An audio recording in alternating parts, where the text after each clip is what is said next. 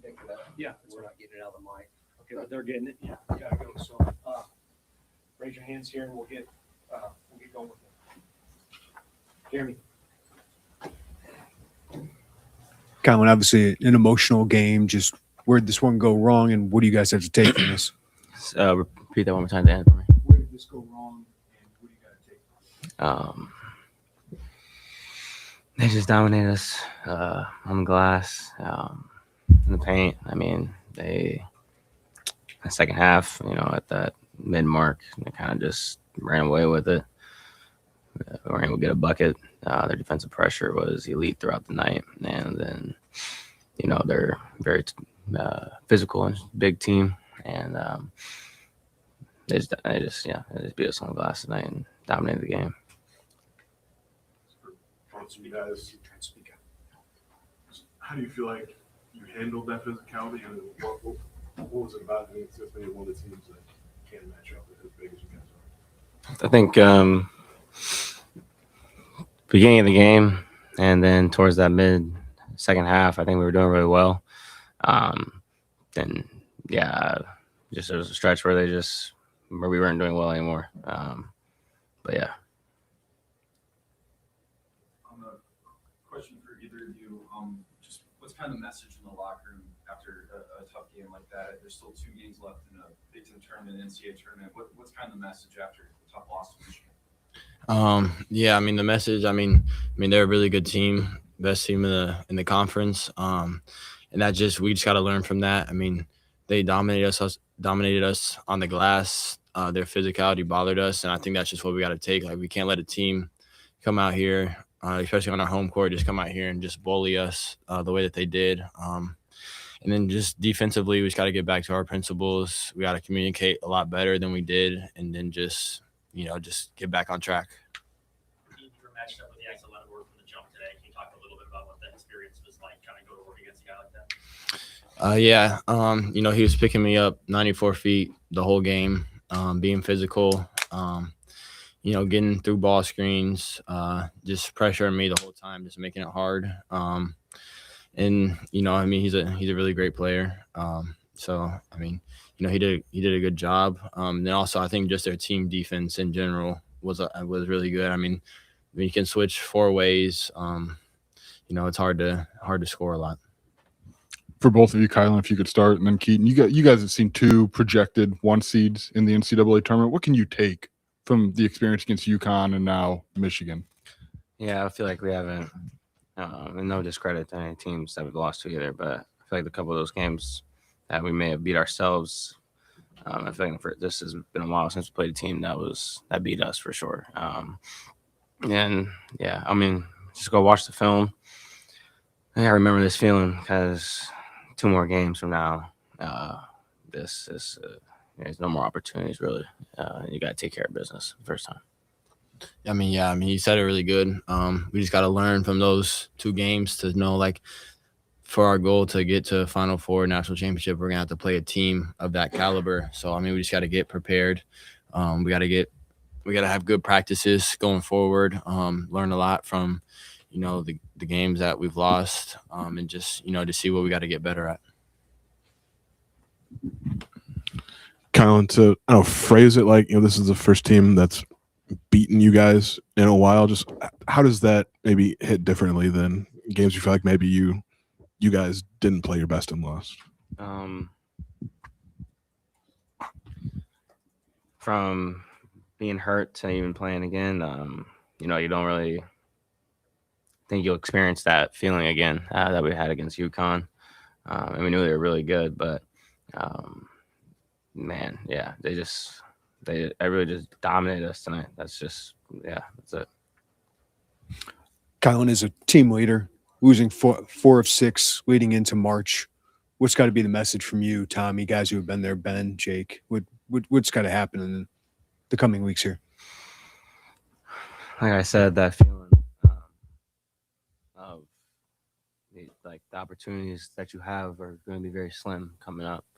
I'm actually just so frustrated in myself and disappointed in how I played tonight. I feel like I let us down tonight, and I just can't afford that type of stuff for this team.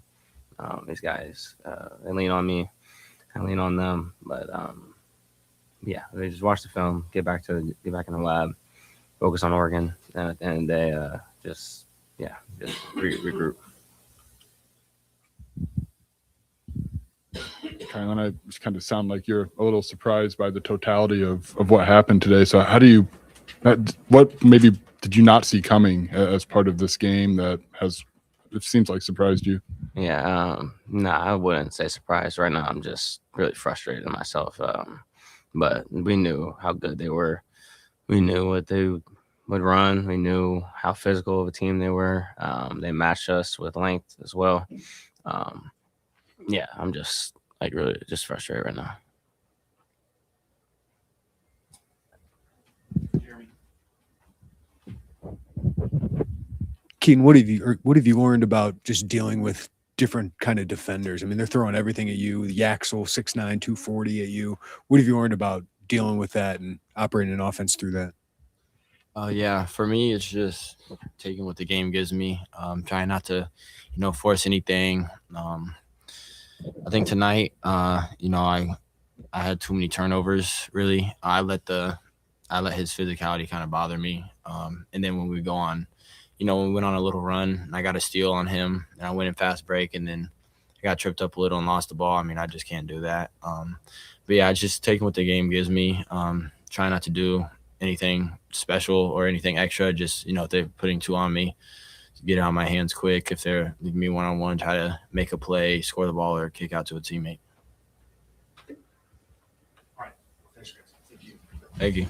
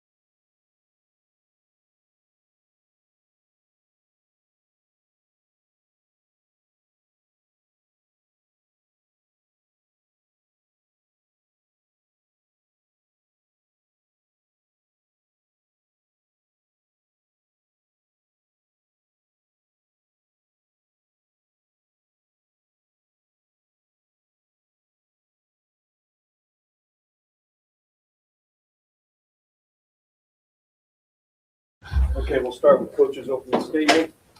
Yeah, congratulate Michigan. Whoa, they're good. And my hat's off to Dusty and that crew. They were the better team tonight. I hope we get the opportunity to play them again, once or twice. But yeah, they owned the paint. The game was dominated there. I thought Merez in the first half was the best player on the court. His offensive rebounding, his activity. And then in the second half a day was better than good. And so my hat's off. They're a team that, we've been very, very good all year at exploiting mismatches. They're pretty good. They don't have a lot. So, it's my hat's off to Yaxel. Picking up Keaton full. We've seen that a lot before. Maybe just not at the level of NBA talent athlete that he is. I thought we got some good shots, but we got out rebounded. I thought the physical punch, the physical fight of the game, they brought it to us better than we brought it to them. And usually that means the outcome that was there. But, had a chance, got it to 5. And, night where, again, we got some good looks and didn't make them, but give them credit for causing that. Yeah, you touched on Brad tonight, but can you go into a little more detail about watching a guy that you helped develop go off on a night like that, and the emotions surrounding that? Oh, I don't have any emotions. He's a good player.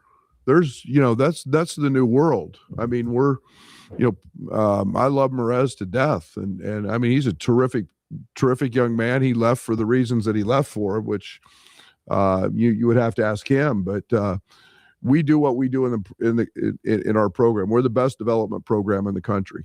And, I know that the everyday lifting with Fletch and all the stuff that we did, there's a reason he played before he broke his hand. He was an important piece to our team last year and our success. So, he's a next level guy.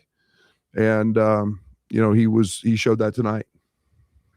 Coach, with March on the horizon, what can the group take from this game tonight? Yeah, you learn from every loss. We've got to own the fact that, a day had a night, Merez had a night. And I think that we've seen that physicality full court with Keaton a lot.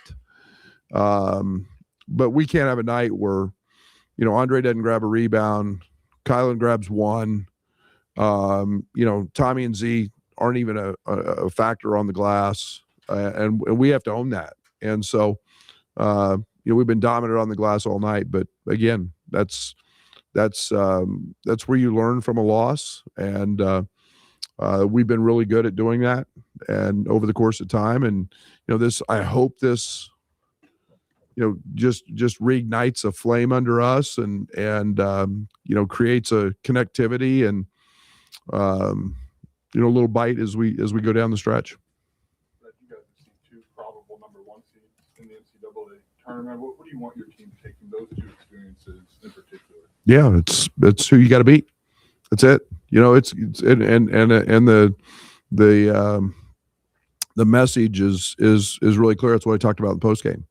We got us as a 2 seed and to beat a 1, that physicality, that nastiness, that grit, that fight, that's on me. That's not on them. That's on me. I gotta do a much better job of getting us much nastier and in those situations. And, I've said it many times, we scrimmaged Florida. We had way more fight against them than we did tonight. And they're more physical than Michigan. And we didn't have that tonight. And that's because we've gotten a little bit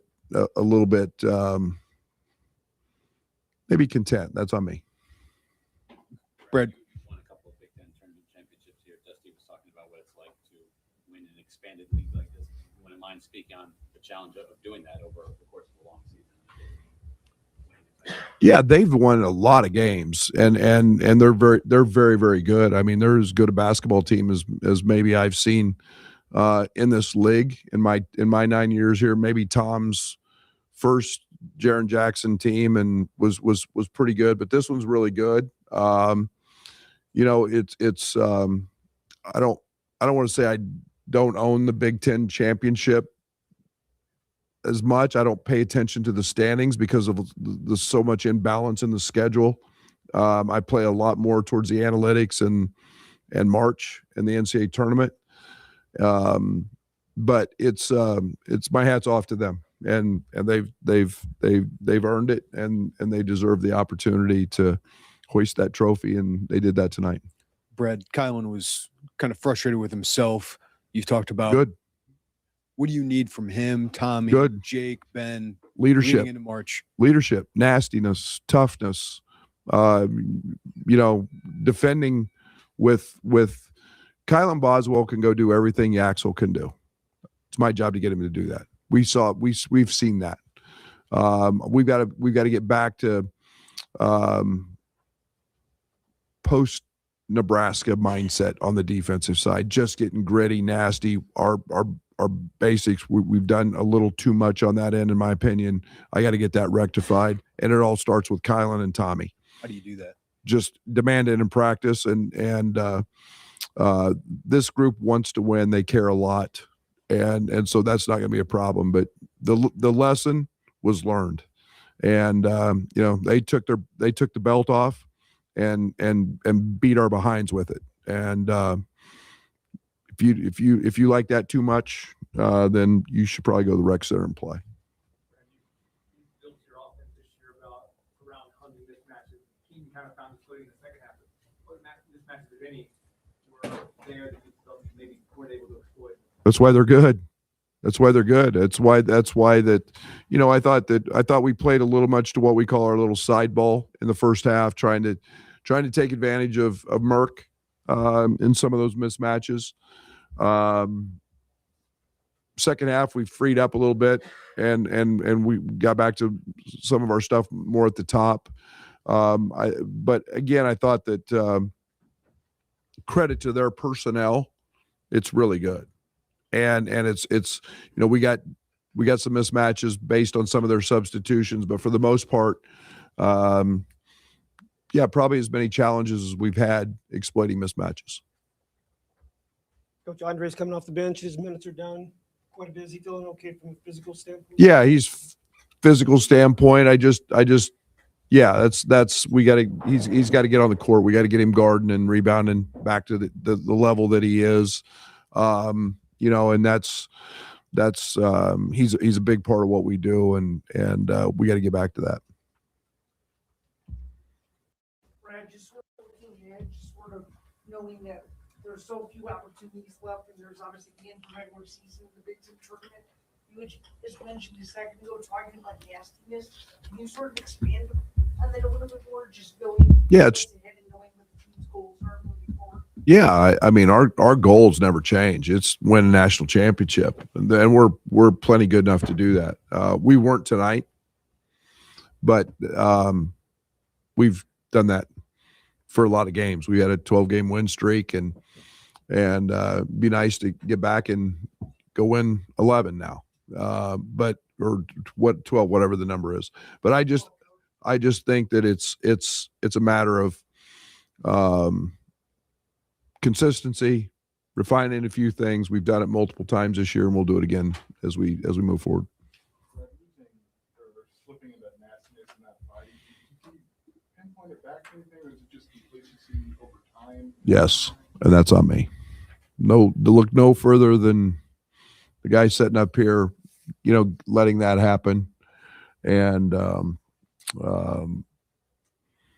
it always catches you at some point, and it smacks you in the face, and you don't doesn't feel very good, and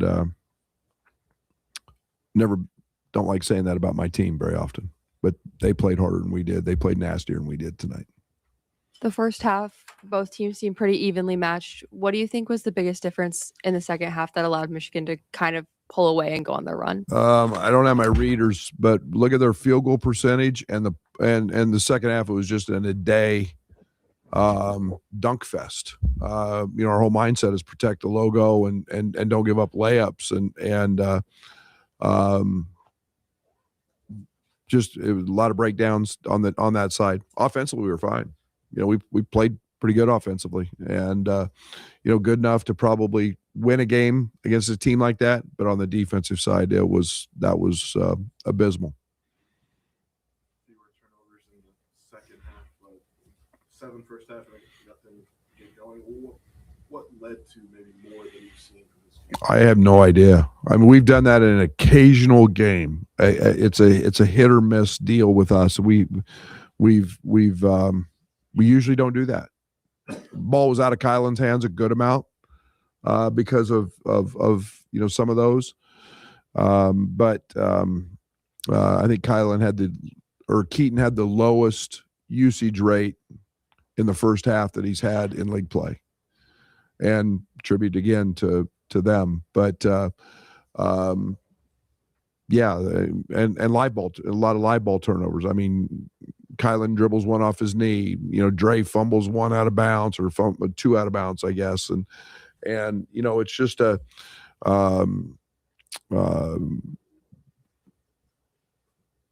that can't happen. With Andre, you talk about defense rebounding. How do you get that going again? Is there anything in particular from those two things you want to see them go on? Yeah, I mean, we need his athleticism. We need his length, and again,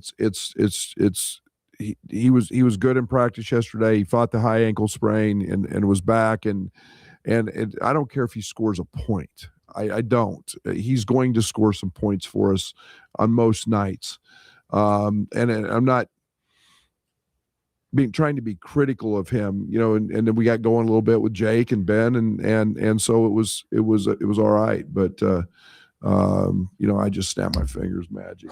But I think the one thing that is, we've won a lot of games with Dre, and we gotta have that, and his nastiness and ability to go rebounds huge for us. Brad, what are you seeing out of Z and Tommy that concerns you the most? I think defensively, I think Z's an elite defender that I keep saying I've got to get him on the court more. 2 fouls in the first half was not something that excited me too much. And they're both very talented offensive guys and give us that stuff, but it's just we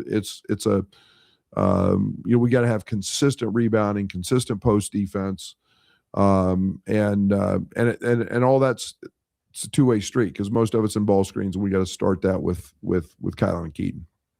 Brett, I was going to ask something similar. What does the front court need to take away from that? I know it's an elite Michigan front court, but what do they need to learn from? Yeah, just take notes. The easy baskets I just thought that the first half, everything was in the 3-foot radius of the rim, and Merez just owned it. Merez got every ball, and the physicality, the hit. We all know Merez, first play of the game. Just let me see how hard I can go hit Merck, and just launched him. And that physicality is got to be matched back. And we've done that at times. We did that in Tennessee. We did that in our Florida scrimmage. We've done that in different games. And but we have to come up with balls. Ben had a ball ripped out of his hands. That's just the nastiness that again are the margins. David seemed like he was playing a lot of intensity. Obviously, a tough matchup with Merez, was picking him up sometimes when he's bringing the ball up. What did you see from him tonight, and how do you think he handled the matchup? Yeah, I thought he was fine. I thought he settled too much on some of the matchups with guards when he had McKinney on him, and he shoots a 9-footer, and instead of taking a couple extra bounces and getting into the front of the rim. But Merck's a really good player. He's got a lot of responsibility on the defensive end for us with coverages, and he's guarding different matchups, perimeter and bigs. So you know, it wasn't his best night, but it wasn't awful. And he's, like I said, he had 10 rebounds in a big boy game.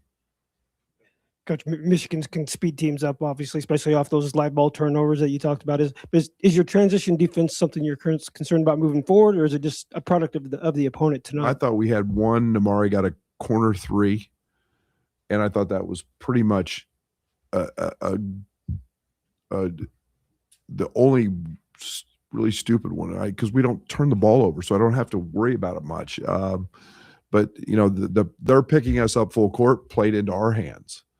Because we want to be slower. We want to take time off the clock. We want to do those things and play in the half court because we're so good at it. But you know, I was excited about that piece of it. But you can't dribble it off your knee. You can't, you know, have a back tap and lose a ball. And those are the little things that they forced us into. Thank you.